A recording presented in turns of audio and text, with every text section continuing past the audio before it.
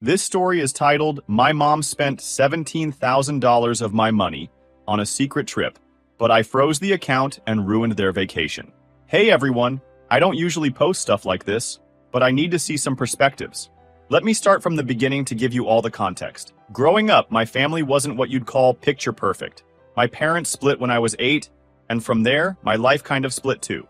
I stayed with my mom most of the time, while my dad moved out and became the weekend parent. Now let me tell you about my dad. He's the kind of guy you read about in those motivational parenting posts. Solid, dependable, and always putting me first. Even after the divorce, he made sure I never felt like I was missing out. He'd take me to the park, help me with school projects, and never missed a single birthday. My mom, on the other hand, was, well, let's just say she had a different approach to parenting. Not long after the divorce, my mom met Carl.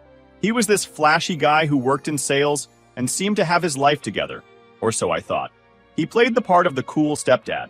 He'd bring me candy, crack jokes, and act like he genuinely cared. But everything changed when my half-sister Tina was born. Suddenly, I wasn't just the kid from mom's first marriage, I was an outsider. It didn't happen overnight, but little things started piling up. Carl would make comments like, "Don't you want to spend more time with your dad?" Or, "It must be tough not having your real family around." It wasn't just the comments. It was the way Carl acted, like I was some stray dog who wandered in uninvited. He'd rearrange the living room and make my things disappear, saying stuff like, "This house isn't a storage unit for your dad's leftovers." Mom, who used to back me up, just laughed it off. And then there was Tina. As soon as she could babble, Carl treated her like she was made of gold. I went from being mom's kid to feeling like a guest in her life. At first, I brushed it off, but then mom started acting differently too. She was less interested in what I was doing at school, stopped asking how my weekends with dad went, and seemed completely absorbed in her new little family. When I was 13, I overheard a conversation that flipped my world upside down. I was getting a glass of water late at night when I heard Carl talking to mom in the kitchen. "We don't need Sophia's child support anymore," Carl said, his voice low but firm. "My promotion covers everything. She'd be better off with Mark anyway." Mark, by the way, is my dad. Mom didn't even argue. She just said, "You're right. I'll talk to him tomorrow." I stood there, frozen. It wasn't like I was some burden who needed to be shipped off, but that's exactly how they made me feel. The next day, mom sat me down with this fake sympathetic smile and said, "Sweetie, we've been thinking, and we believe you'd have more opportunities living with your dad full time. It's what's best for you." Translation: we don't need you anymore. So, I packed my things and moved in with dad. And you know what? It turned out to be the best thing that ever happened to me. My dad didn't just take me in. He made me feel like I belonged. He gave me the bigger bedroom in his apartment, painted it my favorite color, and even let me pick out new furniture. He didn't pry into why I was moving in, or make me feel awkward about it. He just said, "This is your home now." From that point on, it was me and dad against the world. When college applications rolled around, he was right there with me, helping me write essays and figure out finances. He paid for everything, even when I tried to tell him I could take out loans. "Your education is my responsibility," he'd say, brushing off any argument. I ended up getting into a great school and graduated with a solid job lined up. Dad was so proud, and honestly, I wouldn't have been able to do any of it without him. Fast forward a few years, and life was good. I had my own place, a great job, and still saw Dad every Sunday for dinner.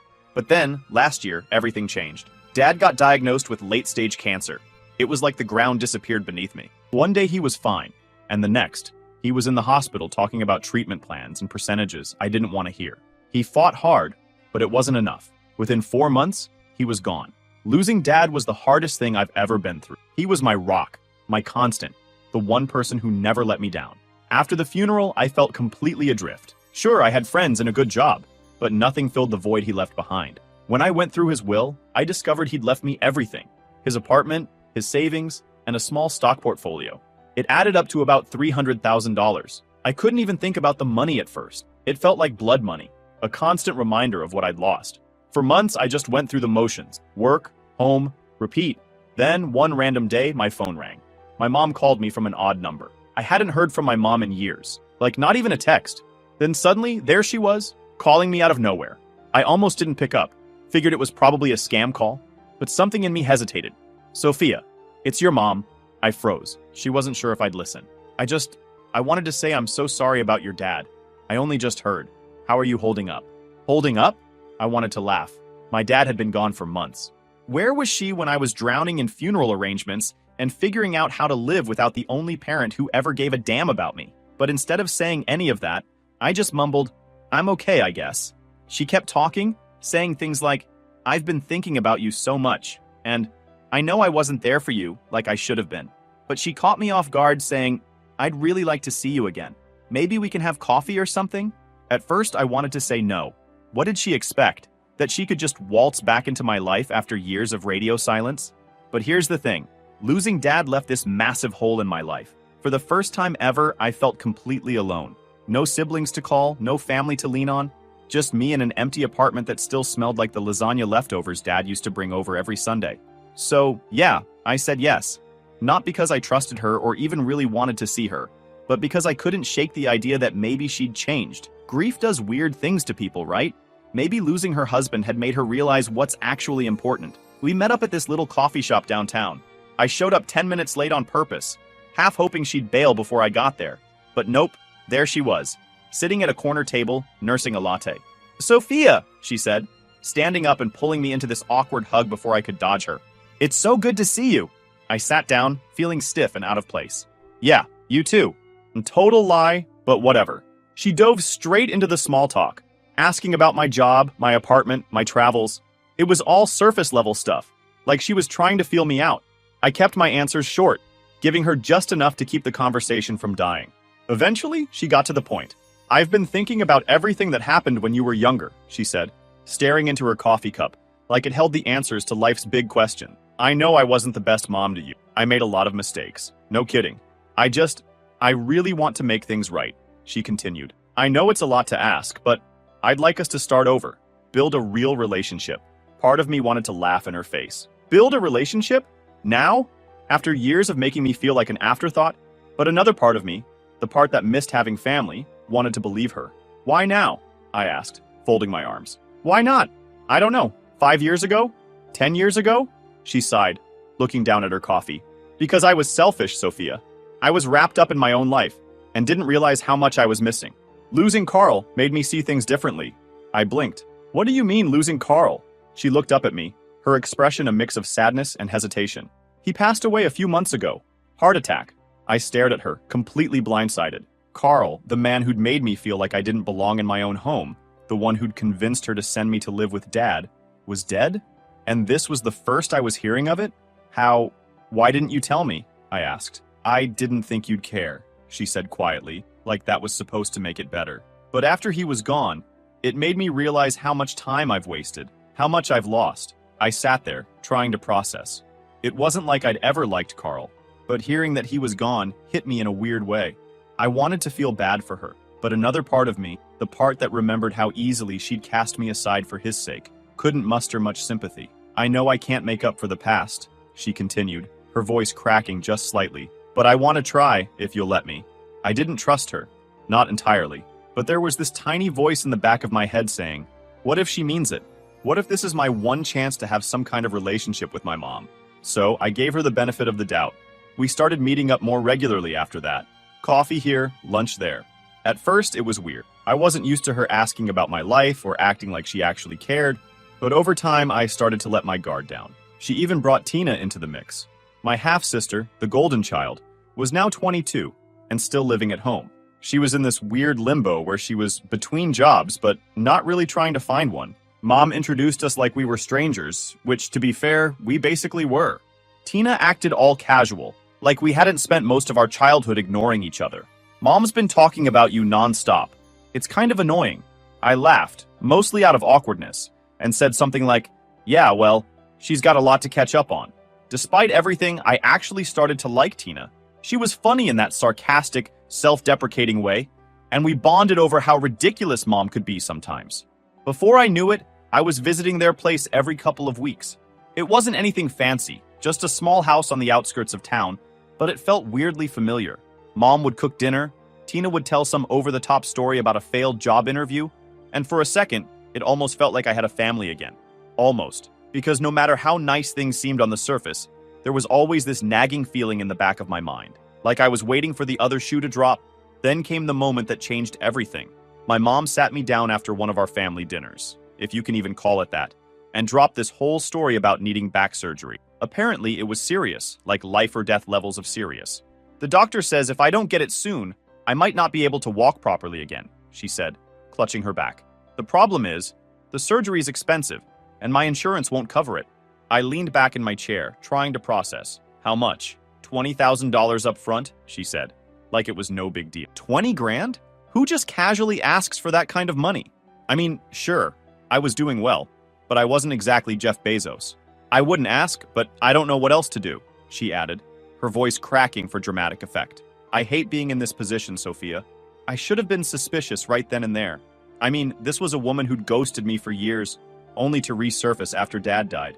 But grief does weird things to you. Losing Dad had left me raw, and the thought of Mom going through something serious, even after everything, made me feel sick. Fine, I said finally. I'll help. But only half now. I want to see the hospital bill before I pay the rest. Her eyes lit up like she'd just won the lottery. Thank you, Sophia. You don't know what this means to me. I transferred $17,000 to her account that night. A week later, she and Tina packed their bags and left for the surgery. They were supposedly flying to a specialist hospital out of state. Something about it being the best place for this kind of procedure. I didn't question it much because, honestly, I didn't want to think about it too hard. Part of me wanted to trust her, to believe that this time she was being honest, even though a little voice in my head kept whispering, something doesn't feel right. For the first couple of days, I checked in. How's it going? I texted. Mom replied with the usual, it's a process. Lots of tests first. The surgery is tomorrow. I'll keep you updated. Fair enough. I wasn't expecting hourly updates or anything, so I let it slide. I told myself to stop overthinking it. She was my mom, after all. And this was serious, but that nagging feeling in the back of my mind didn't go away. And then Christmas rolled around, and things started to feel off. I was scrolling through Instagram, half watching a cheesy holiday movie, when I got a DM from my friend Rachel. She's the type of a friend who got all the news. So when I saw her name on the screen, I knew she's up to something. Hey, I thought your mom was having surgery. Check this out. Attached was a screenshot of Tina's latest Instagram story. And let me tell you, it wasn't exactly what I was expecting. Instead of a hospital room or a recovery selfie, it was a picture of Tina posing in front of the Eiffel Tower. I stared at my phone, thinking maybe it was some kind of glitch, or an old photo she'd reposted. But nope, the timestamp was clear. Posted 10 minutes ago. What the hell? I clicked through her stories, my stomach tightening with every swipe. There was Tina shopping at a designer boutique, posing with Mom in front of some Christmas market in Paris. Paris. Not exactly known for its groundbreaking back surgery. At first, I didn't want to believe it. Maybe there was some explanation. Maybe they had a layover in Paris and decided to stretch their legs? Yeah, I know. It sounds stupid now, but I was grasping at straws. But as the hours went on, more stories popped up. There was Tina flaunting a Louis Vuitton shopping bag, Mom smiling in front of a 5-star hotel, even a group photo with my Aunt Karen and cousin Emma, who I didn't even know were involved in this whole thing. By Christmas morning, the denial was gone. This wasn't a layover. This was a full-blown vacation, and I just financed it. I called Mom that morning, trying to keep my voice steady. Hey, just checking in. How's recovery going? Oh, sweetie, she said, her tone all syrupy. It's going great. The doctor said the surgery was a success. I'm starting physical therapy tomorrow. Physical therapy? Tomorrow? Was she planning to do squats in front of the Louvre? That's good to hear, I said, gritting my teeth. Where are you staying? The hospital or a hotel? Oh, the hospital has this partnership with a recovery center, she said quickly. It's very comfortable. Comfortable? Yeah, I bet. Probably has a minibar and room service too. I wanted to blow up right then and there, but something stopped me. Maybe it was shock, or maybe I just needed to hear her lie one more time to really let it sink in. Over the next few days, I played along. I kept texting her, asking for updates, and she kept feeding me the same garbage. The therapist says I'm progressing faster than expected. They're so impressed with my recovery. Meanwhile, Tina was still posting nonstop. By now, she'd moved on to flexing their meals, plates of food that looked more expensive than my monthly rent. At one point, Rachel texted me again. Did you see this? It was a photo of Mom and Tina lounging by a pool at what looked like a private villa. The caption? Living our best lives. Blessed. Yeah, blessed. Courtesy of my $17,000. At that point, I knew I couldn't let it slide. I started digging. So I called the hospital Mom had supposedly gone to. After being transferred 3 times, I finally got someone on the phone who confirmed what I already knew. No record of her. Then I checked the flight details she'd sent me. Sure enough, they matched a trip to Paris, not to some specialist hospital out of state. The final nail in the coffin was a message from my cousin Emma. "Thanks for covering the villa," she wrote. "This place is amazing." I stared at the screen, my blood boiling. Villa? Since when was I covering a villa? That night, I made my decision. I froze the account I had set up for the second payment. Then, I sent Mom one last text. "I know you're not at a hospital. Don't contact me again." Her response came within minutes. "Sophia, it's not what you think. Please let me explain." But I wasn't interested in explanation. However, my mom and Tina aren't the type to let things slide, not when there's more chaos to stir up. A few days after New Year's, my phone buzzed with a text from a number I didn't recognize. "Sophia, it's your mother. Please, we need to talk. It's urgent." Classic. Even when blocked, she found a way to weasel through. Urgent? Sure. Because everything with her is a crisis when it doesn't go her way. I stared at the message for a second before tossing my phone on the couch. Yeah, not happening. Over the next week, I got calls from random numbers, emails from throwaway accounts, even a couple of Facebook messages from Tina. They all had the same vibe. "We need to clear the air. You don't understand the whole story. Please unblock us." What was there to clear up? I'd caught them red-handed, sipping espresso in Paris with my money. There wasn't exactly a lot of gray area here. But then, things got weirder. One day, while I was at work, my phone buzzed with a notification. It was an email, and the subject line read, "Urgent, hospital bill attached." I opened it, and sure enough, there was an attachment labeled invoice.pdf. When I opened it, I had to fight the urge to roll my eyes into the next dimension. It was the most obvious forgery I'd ever seen. The hospital logo was blurry and stretched, like they'd copied it off a Google image search. The address wasn't even for a hospital. It was for some random medical supply store in California. Oh, and let's not forget the pièce de résistance. The payment details section listed my mom's personal bank account. Seriously? This was their big play? A fake invoice that looked like it had been thrown together in Microsoft Paint? I decided to call them out, but not directly. Instead, I replied to the email with a single sentence. "Please have the hospital contact me directly for payment verification." Less than an hour later, I got a frantic response. No, that won't be necessary. The hospital only accepts payment through my account because of their unique billing system." Unique billing system? Yeah, and I'm the Queen of England. I didn't reply. That weekend, I got another surprise, this time from my cousin Emma. She called me out of nowhere, which was weird because we'd barely spoken in years. "Hey, Sophia," she said, her tone a little too casual. "I just wanted to check in. How are you doing?" I knew right away she wasn't calling just to catch up. "What's up, Emma?" "Well, I was just wondering if you've talked to Aunt Linda recently," she said, referring to my mom. I sighed. "Nope, and I'm not planning to." There was a long pause. "She mentioned something about being in a tough spot," Emma said carefully. "She didn't go into details, but it sounded serious." "Serious, huh? Like not being able to pay for her villa rental? Or maybe struggling to cover her Louis Vuitton addiction?" I didn't say any of that, though. I just told Emma, she made her choices. It's not my problem anymore. The next week, the desperation hit a new level. Tina kept posting on social media about how their wealthy relative had abandoned them in a foreign country after promising to help. She didn't name me outright, but it was obvious who she was talking about. One post had a picture of her and my mom sitting on their luggage at an airport, looking all sad and defeated.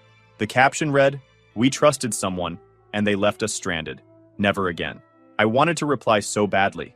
I wanted to post the receipts, the fake hospital bill, the Paris vacation photos, everything. But I knew it wasn't worth it. Engaging with their pity party would only make me look bad. Instead, I just screenshot everything and saved it for later. A few days after that, Rachel called me with another update. "You're not gonna believe this," she said, barely able to contain her laughter. "What now?" I asked, bracing myself. "Tina started a GoFundMe," Rachel said. "She's trying to raise $20,000 to recover from being stranded abroad." I burst out laughing. "Oh, come on! Who's falling for that?" Apparently not many people.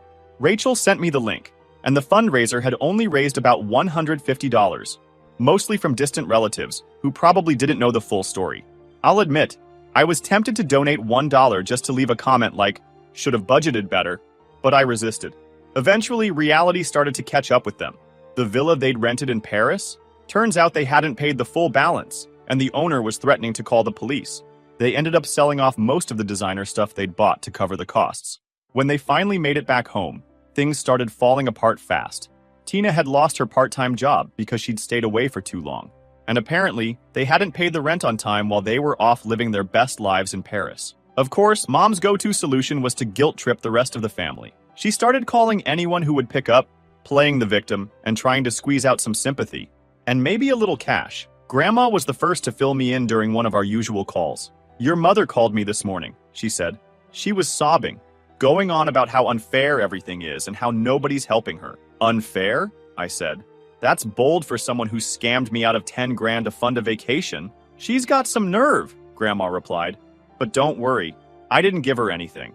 I told her she made this mess and needs to clean it up herself." I sighed. "I'm sorry she's dragging you into this. You shouldn't have to deal with her nonsense." "Don't apologize," Grandma said.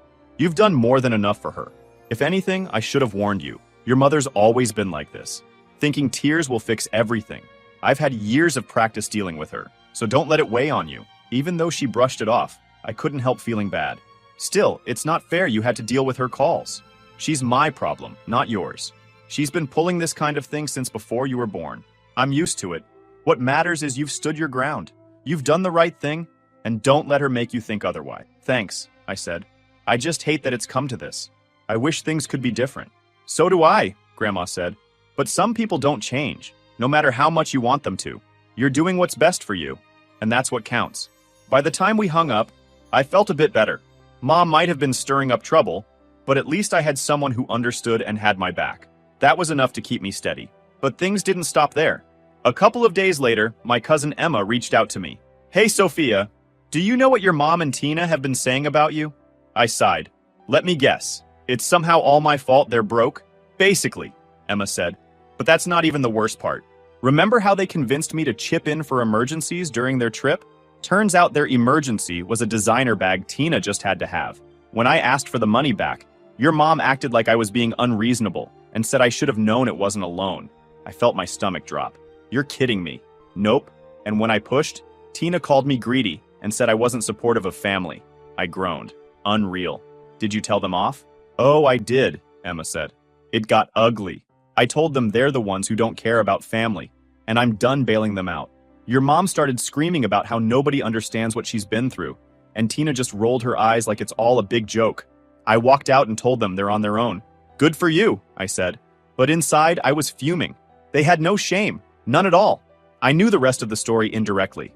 I got a voicemail from my mom's landlord, which was already weird because I'd never met the guy in my life. "Hi, this is Mr. Randall, your mother's landlord. She mentioned you might be able to clarify some things regarding her rent situation. Can you please give me a call back?" "What?" I called him back, and what he told me had me absolutely floored. Apparently, my mom had spun this whole story about how I'd promised to pay her rent while she was away for medical reasons, and then backed out, leaving her in a financial hole. "She made it sound like you were supposed to be supporting her financially," the landlord said, sounding skeptical. "But honestly, it didn't add up, so I wanted to check with you directly." I was livid. "No, that's not true at all," I said. "She lied to me about needing surgery to get money for a trip to Paris. I had no idea she was even behind on rent until now." The landlord sighed. "That's what I figured." "Well, thanks for clearing it up. I'll handle it from here." Handle it? I wasn't done. I called my mom immediately, and for once, she actually answered. "Why is your landlord calling me about your rent?" I demanded, before she could even say a word. There was a pause, and then she went full innocent act. "Oh, I just mentioned you because I thought maybe you could help explain my situation." "Explain your situation? You mean lie for you?" My voice was shaking at this point. "You told him I promised to pay your rent. What is wrong with you?" "Calm down, Sophia," she said, like I was the one being unreasonable. "I only said that because I didn't know what else to do. He's threatening to evict me." "Well, maybe you should have thought about that before you spent all your money shopping in Paris," I snapped. Her tone shifted immediately. "I can't believe you're being so selfish," she hissed. "After everything I've been through, you can't even help me out a little." I laughed, but it wasn't the funny kind. "You've got to be kidding me. You lied to me, stole from me, and now you're dragging my name through the mud to cover your tracks. You're unbelievable." "That's rich coming from you," she shot back. "You've had everything handed to you, and now you're acting like you're better than us." At that point, I hung up. I was done arguing with her, but I wasn't done entirely. The next day, I called a lawyer. I explained everything: the fake surgery, the stolen money, the defamation, and asked what my options were. You have a strong case for a defamation claim, the lawyer said. We can also pursue legal action for fraud if you want to go that route. Fraud? That word hit me like a ton of bricks. It sounded so serious, but when I thought about it, that's exactly what it was. Mom had conned me out of 10 grand and then tried to ruin my reputation when it backfired. I didn't hesitate. Let's do it, I said. Filing the lawsuit was the hardest thing I'd ever done, but it was also the most liberating. Mom and Tina tried to talk me out of it, of course. Tina sent me a long, rambling message about how I was tearing the family apart and how money isn't everything. Funny, because when it was my money, apparently, it meant a whole lot to them. Mom even tried to play the victim, saying I was destroying her life. The audacity was unreal. I mean, who exactly had been destroying whose life here? But I didn't back down. For once, I put myself first. It felt strange at first, like I was betraying some unspoken rule that I had to keep sacrificing for their benefit. But I stuck to my guns. It wasn't just about the money. It was about principle. It was about finally standing up and saying, enough. The case dragged on for months. I won't lie. There were moments I doubted myself. The legal fees piled up. The constant back and forth with my lawyer was draining. And every time I heard from Mom or Tina, I felt nauseous. But I reminded myself why I was doing this. To set things straight, to hold them accountable, and to prove, to them and to myself, that I wasn't going to let them take advantage of me ever again. In the end, the court sided with me. Mom and Tina had to pay back the $17,000, and the defamation claim ensured they couldn't pull the same stunt again. I can't even describe the feeling of walking out of that courtroom knowing I'd won. Not just the case, but my freedom from their BS. After the case was over, I cut ties with them completely. No more calls, no more texts, no more second chances. They'd crossed every line, and I wasn't about to let them back into my life. It wasn't an easy decision.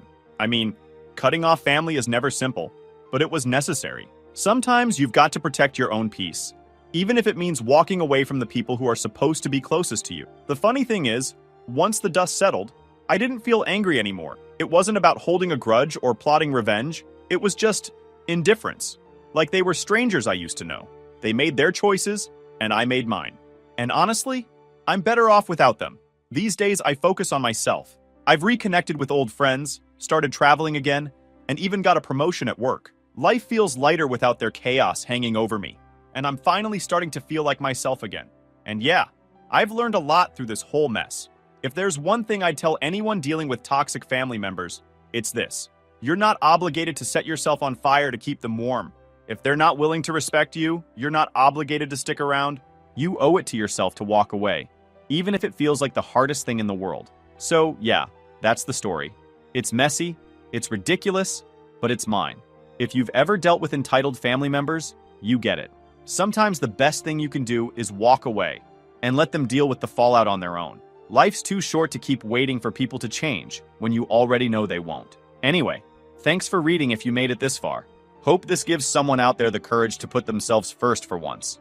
Trust me, it's worth it.